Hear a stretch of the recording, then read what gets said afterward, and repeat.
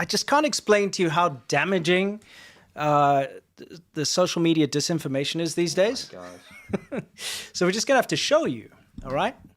Okay, so I do have a warning. And by the yes. way, before we get to this warning, can you please like the stream? It would really help unbury Yeah. this stream. Please. Please, we would really appreciate that. Thank you. Click the like button. Appreciate it. This is going to be a big warning. And if you could, by the way, share this out because this is going to be a very damning segment. Yes. This got me pissed off, but it's more than that. I think it's actually quite scary. Like it has big implications. Yes. We do want to put this warning out, and this warning is for you, and it's also for anyone that might take these clips and want to spread them around or show whoever, like their friend or their congressman or whatever they're going to do. Be very aware that everything we're about to show is fake China-centered or China-created AI imagery. This is not genuine stuff. We're not proliferating this bad, malicious propaganda campaign from China. So I did put a label on all the videos as well. But it's very important for you to understand what you're about to see is not real. It is from the Chinese government, most likely. It's definitely from China as a malicious anti-U.S. campaign. Yeah, so we're going to start out with this ridiculous thing over here. And this, unfortunately, has fooled a lot of people. Believe it or not. Yeah, this is...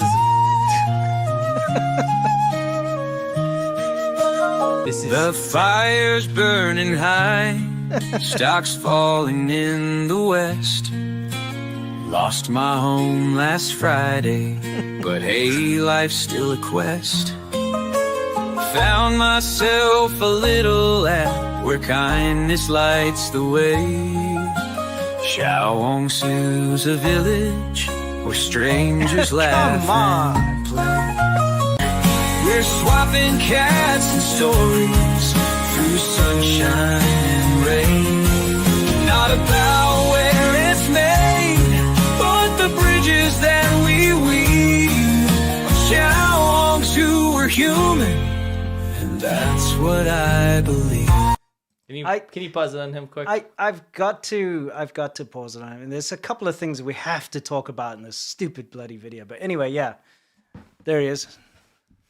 This is the least scary thing we're going to show you in this segment, the least damning thing, but it's also like a very obvious precursor to what we're talking about. Because do you know how the video started? First off, this is a fake man. This is AI.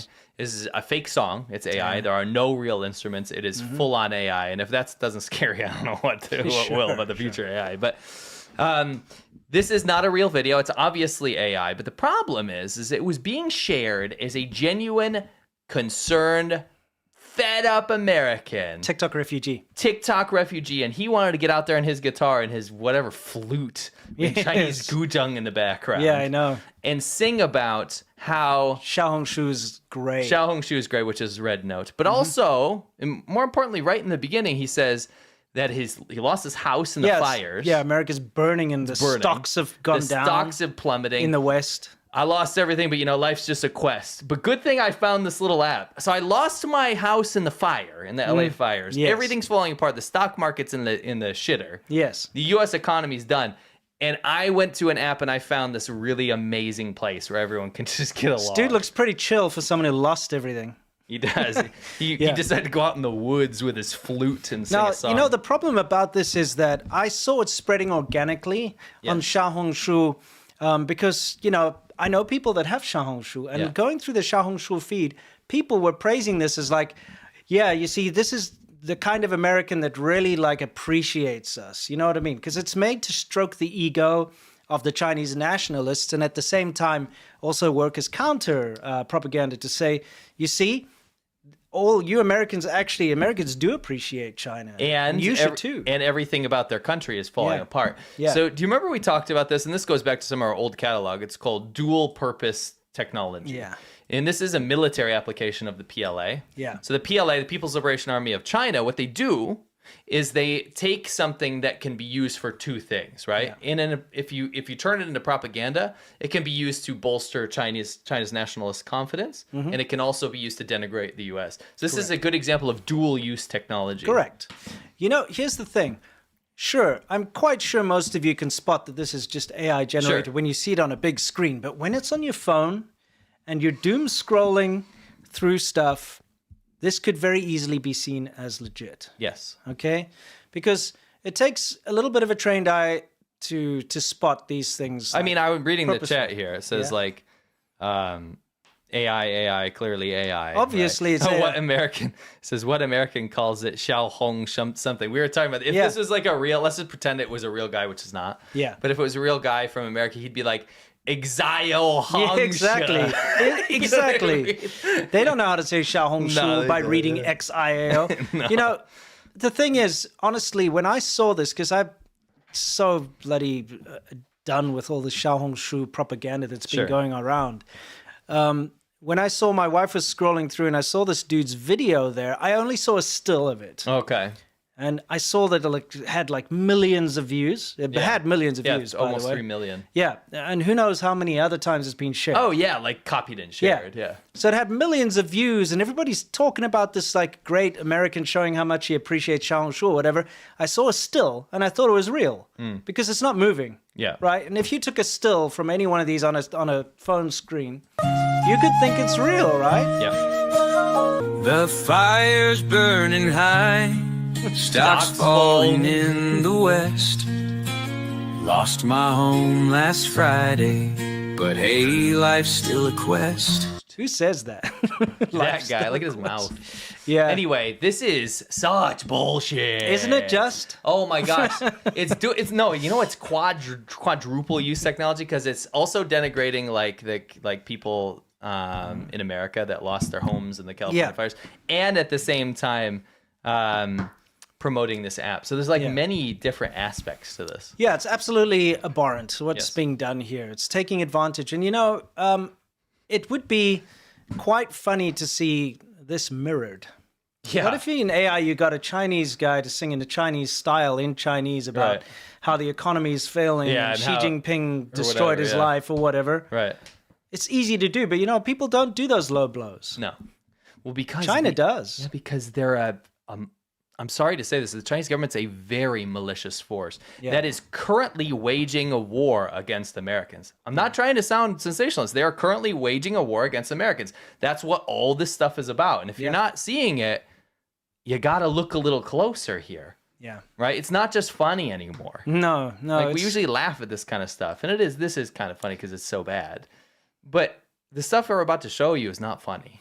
No. So let's move on from this really unlikable guy. Even if he was real, I wouldn't like him. We're human. Exile Hangsha, we're human. Yeah, exactly. Exile Hangsha. So glad I found this app that I didn't know how to spell it or how I'd like to install it. And it was all in Chinese and I needed a guide. I like how my favorite thing about this on Xiaohongshu we're human. Yeah. And that's what I believe.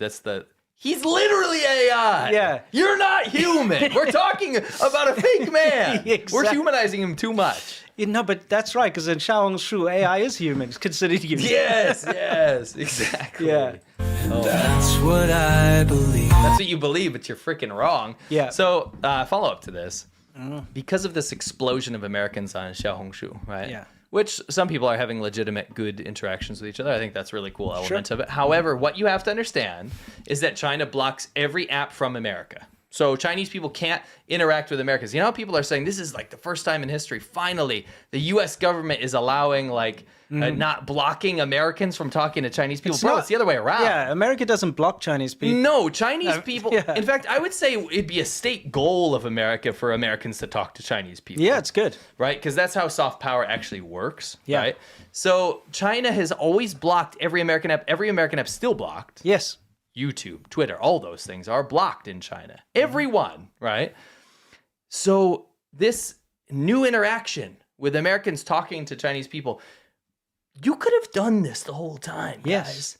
They're like, No one finally, stopped you. America can't stop us from talking to a Chinese people. Bro, you could have downloaded this years ago. Yeah. You could have been doing this 2013, forever, man. right? Yeah. It doesn't make sense. You could, this isn't like a new phenomenon. You could have been doing this the whole time. You could have had an interest in Mandarin. You could have had an interest in China this whole time. Yeah. There are Mandarin classes in a lot of schools around America. There's cultural exchange programs. Americans know more about China than Chinese people are allowed to know about actual American values. Yeah, Right? So this exactly. is just preposterous to me. Correct. Now, because of this explosion, Xiaohongshu is getting a little concerned because the CCP is at the top, looking down at this saying like, okay, we got this app that we can control and we can show whatever we want to these Americans. It's a great propaganda opportunity.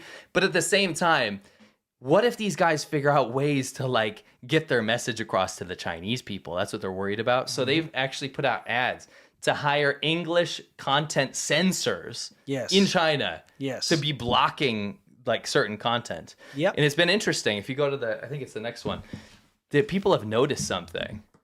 If you talk about like being a wealthy American, you will be shadow banned. Oh, the dude, like, remember the construction worker was saying like about his, how much he earns as a construction worker, and his stuff got deleted because it was too much. Right. So I read this thing on Reddit. This guy's wife was posting about living in America, and in order to actually get her content shared or shown on Xiaohongshu, she had to say she made less than a six-figure salary. So what they're doing is, if you show like being poor in China, they'll block you. Yes. If you show you're not like at the top rungs of society, they will block you. Yeah. But if you show that you're doing better off than the average person in America, they'll block you. So they only want poor refugee Americans or whatever, that they want to show Chinese people that America's bad. Yeah. And they only want to show Americans that Chinese people are super rich and wealthy. Of course. It's crazy. 100%. Okay, this is an interesting thing. Xiaohongshu. Why is Xiaohongshu everywhere? Xiaohongshu is surging in popularity worldwide the same week that TikTok could potentially go offline. Look, I made a video about this, by the way. It's very obvious what happened. It was a last-minute panic thing because they realized, hey, look, looks like TikTok is going to actually be banned because, well, again, banned because they weren't allowed to be sold. Yeah. So we need to get everyone over to something else that we can control. Xiaohongshu was like, okay, let's just do that one. I don't know why they didn't push them to Douyin. I guess they hadn't set it up for it. Wasn't ready, but it wasn't ready for like international so they did. registration. Yes, finally. And then like they obviously put this out there in the zeitgeist. Hey, through TikTok, go join Xiaohongshu because that's not an organic thing to happen. No, it would never have happened. So anyway, this is just a little follow up. Yeah, this before we get on to the scary stuff. Okay, so let's see. Within the span of 2 days, more than 700,000 new users had joined Xiaohongshu. Right. Now, that's not organic, by the way. No. Citing a person close to the company, CNN is blah, blah, blah, blah, blah. Okay. Let's move on to this next thing over here. A Chinese language teacher was caught offering extra credits for any of his students that downloaded Xiaohongshu. And have at least one post on Xiaohongshu with 50 plus likes or 10 plus Chinese comments. So here's the problem with that. You're telling people to download a China-owned app, a CCP-controlled app, and potentially compromising your students' devices. Sure. Right, and data. I mean, this is just one of the many ways that it's being pushed out there. But it was 100% a move by TikTok, to get people over to Xiaohongshu. And it worked. They got tons of people over there.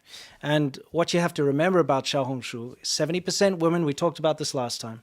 The demographic is all people from the big cities, the cosmopolitan cities, rich people, upper middle class. So you're only going to get a window into that part of China. And of course, it's heavily controlled, so you won't see any politics. Oh, it's way more censored than You TikTok. won't see poverty. You won't see anything bad about China. I just want to correct what you said. Like, it's not a move by TikTok. It was a move by the Chinese government. Sorry, you know what I mean. I know, I'm just correcting.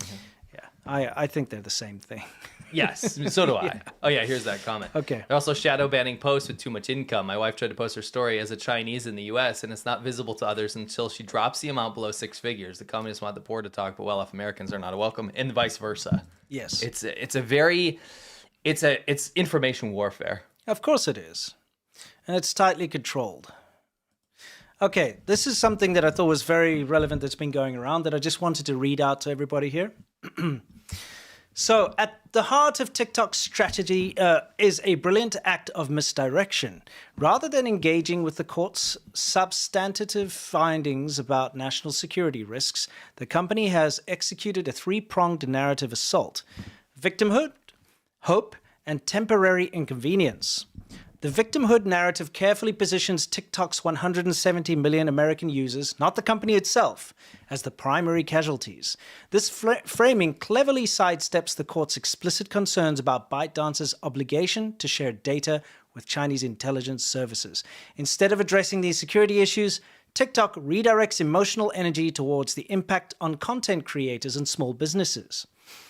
The hope narrative enters on Donald Trump as an unlikely savior, a masterful pivot given his previous attempts to ban the platform.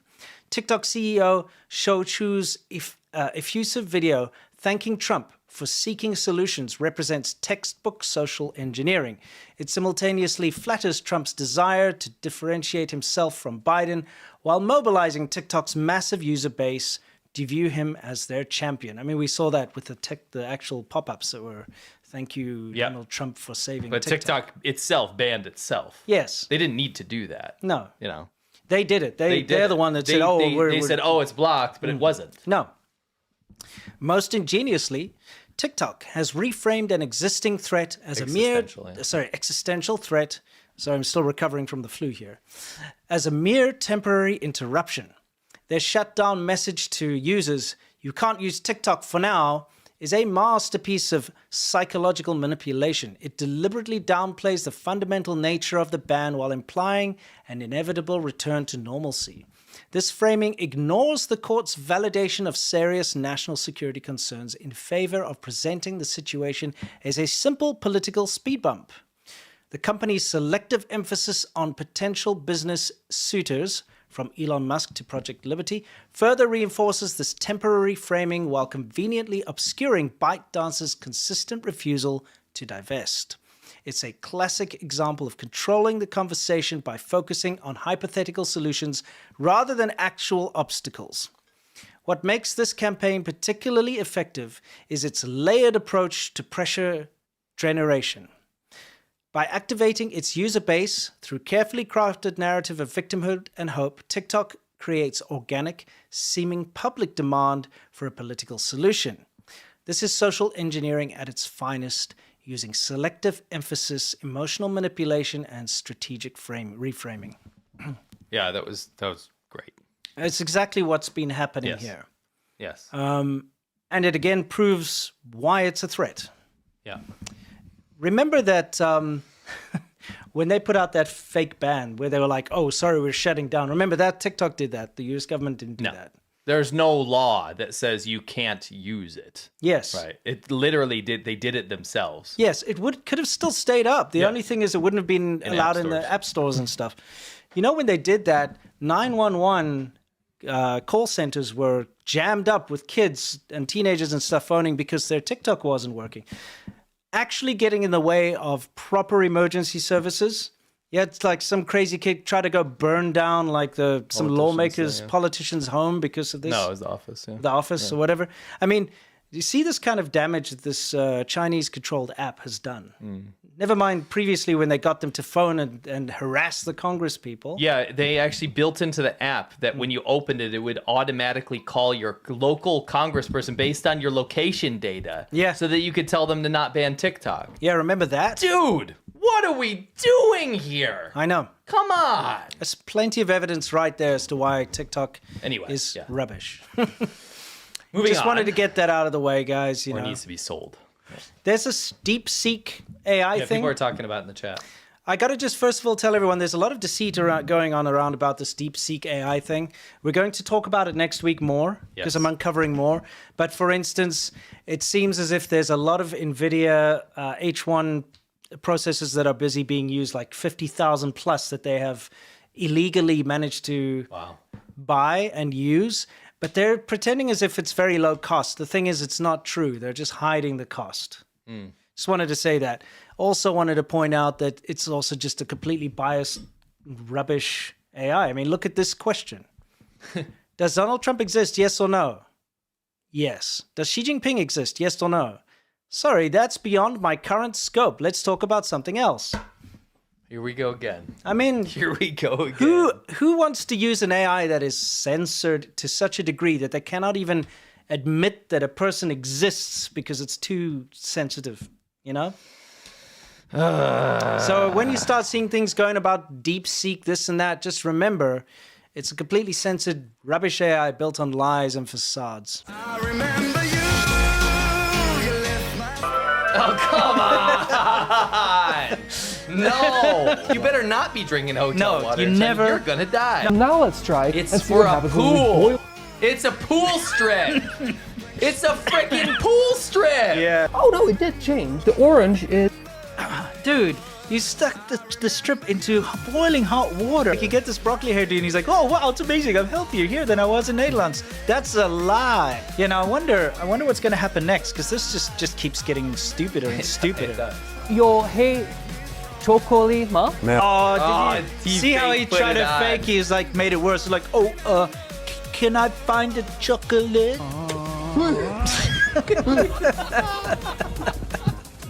Oh man, look at that. Oh.